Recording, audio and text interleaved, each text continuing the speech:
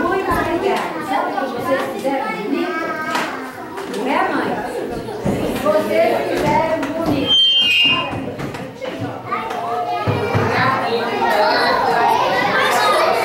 Amanhã à noite, vocês vão se cuidar.